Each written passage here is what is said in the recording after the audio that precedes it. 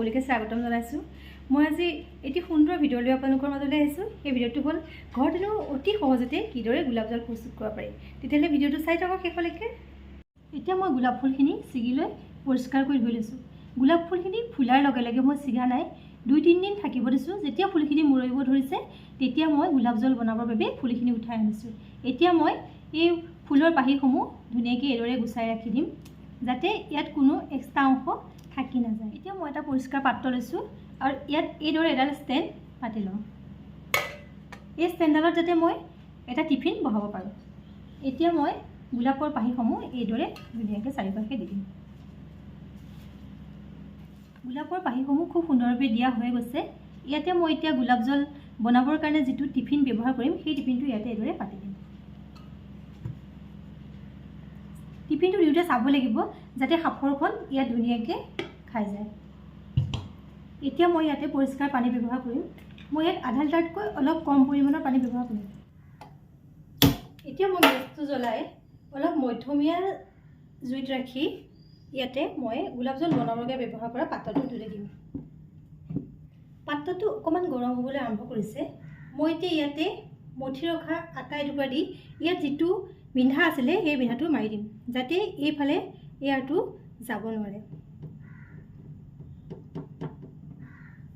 আৰু এই ঢাকনাখনৰ ওপৰত ঢাকনাখন মই উল্টাই ব্যৱহাৰ কৰিছোঁ। ইয়াতে কেইটুকুৰামান আইচ দি দিম। তলফালৰ পৰা ভাপটো পালে আৰু ওপৰৰ ফালৰ পৰা ঠাণ্ডা পাই গ'লে আইচৰ টুকুৰা দিলে গোলাপ জলটো এই সোনকালে হোৱাত সহায় হয়। যেতিয়া ভাপটো আহিব তেতিয়াই ঢাকনাখনত খুন্দা খাই সোনকালে সেই পাত্ৰটোত গোলাপ জলটো পৰি যাব। 15 পৰা 20 মিনিট সময় সম্পূৰ্ণ লাগিব, যেতিয়া এই গোলাপ জলটো সম্পূৰ্ণকৈ হৈ যাব। 5 পৰা 10 মিনিট সময় হৈ গৈছে। মোৰ পানীখিনি লাহে লাহে উতলিবলৈ আৰম্ভ কৰিছে। এই গোলাপ জলটো বনোৱাৰ বাবে সম্পূৰ্ণ 20 পৰা 25 মিনিট সময়ৰ প্ৰয়োজন হ'ব। এতিয়া মই গেছটো কমাই দি এইখিনি সময় ল'ব লাগিব। যিহেতু মই ঢাকনখন গ্লাছৰ ব্যৱহাৰ কৰিছোঁ, গ্লাছখনত খুব সুন্দৰভাৱে দেখা পোৱা গৈছে যে গোলাপৰ ৰসৰ যি কণিকাবোৰ ভাপ হৈ আহি এই ঢাকনখনত খুন্দা মাৰিছে আৰু টিফিনটোত পৰিবলৈ আৰম্ভ কৰিছে। এইদৰে আৰু মোৰ 15 পৰা 20 মিনিট সময় লাগিব। এতিয়া মোৰ আইচখিনি গলি লাহে লাহে শুকাই আহিছে, গতিকে মোৰ গোলাপ জল প্ৰায় বনোৱা হৈ গৈছে।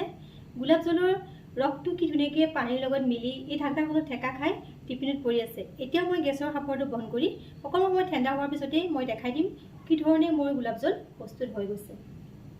গেছটো বন্ধ কৰি মই এতিয়া গোলাপ জল বনোৱা পাত্ৰটো নমাই আনিছোঁ। যিহেতু বহুত গৰম হৈ আছে, অতি সাৱধানে খুলিব লাগিব। মই এখন হাতাৰ সহায়ত এইদৰে খুলিম আৰু চাম মোৰ গোলাপ জল কিদৰে প্ৰস্তুত হৈছে। ইয়াত অকণো এক্সট্ৰা পানী নাই। এয়া খুব সুন্দৰভাৱে মোৰ গোলাপ জলখিনি এই টিফিনত তৈয়াৰ হৈ গৈছে। এতিয়া অলপ ঠাণ্ডা হ'লে মই ইয়াক এটা গ্লাছৰ কণ্টেইনাৰত বাকি ৰাখি দিম। এয়া মোৰ পৰিষ্কাৰ গোলাপ জল ৰেডি হৈ গ'ল। ইয়াক এতিয়া মই এটা পাত্ৰত ঢালি ৰাখি দিম। ইয়াক কোনো চাকিবৰ বাবে প্ৰয়োজন নাই, কাৰণ ইয়াত কোনো একো এক্সট্ৰা বস্তু পৰাই নাই। অকল ইয়াত গোলাপ জলৰ ৰসটো ভাপ হৈ ঢাকনাখনত ঠেকা খাই যিটো পৰিষ্কাৰ পানী টিফিনত পৰিছে সেইটোৱে হ'ল গোলাপ জল। গোলাপ জলৰ ঢাকনাখন খোলাৰ লগে লগে গোলাপ জলৰ সুগন্ধত গোটেই ঘৰখনেই আমোল ওলাই গৈছে। এতিয়া মই এটা চফা পৰিষ্কাৰ পাত্ৰত গোলাপ জলটো ঢালি ৰাখি দিম।